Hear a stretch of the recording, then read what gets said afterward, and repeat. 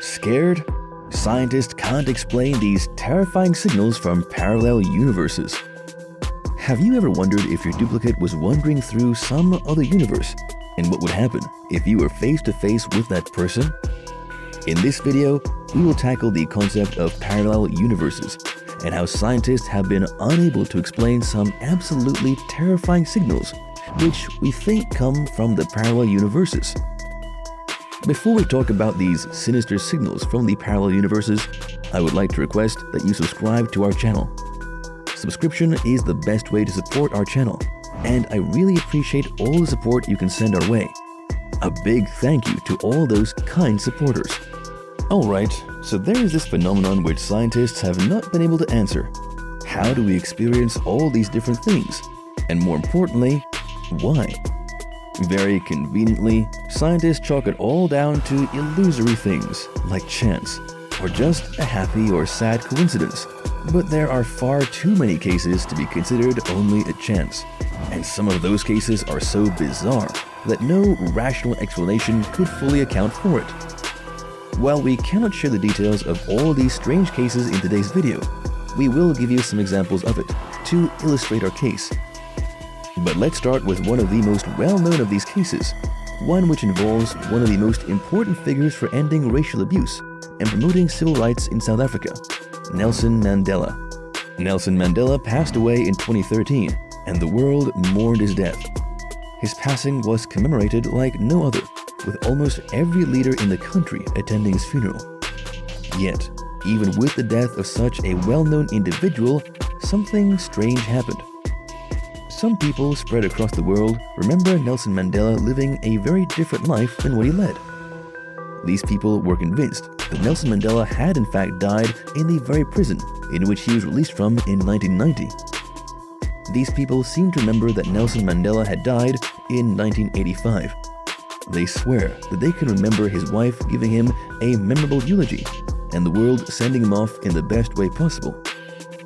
Some people who did not even know each other were quite certain that Nelson Mandela had already died. This cannot be a coincidence, surely. Yet, this is exactly what the scientists called it. They dismissed it as an anomaly, a rare event which does not fit into the pattern of established scientific thinking. However, a parapsychologist took the mantle and began researching the phenomenon. He interviewed many of the people who could swear that Nelson Mandela had died in 1985 and found out that large portions of the world suffered from false memories. He called the phenomenon the Mandela effect. Scientists and cognitive psychologists have come up with many explanations for the Mandela effect. Some of them are more plausible than others, but some just do not make sense. For example, it is possible that one or two people may confabulate one event with false details to make more sense of it. However, how can a collective confabulation of a multitude of people completely disconnected from each other without having shared the experience take place? One crazy conspiracy theory is that there is a time-space rupture, which is responsible for making us experience all these things which we know we have experienced from alternate universes. But here's what takes the cake. They think it is the Large Hadron Collider, which did our universe in, back in 2008.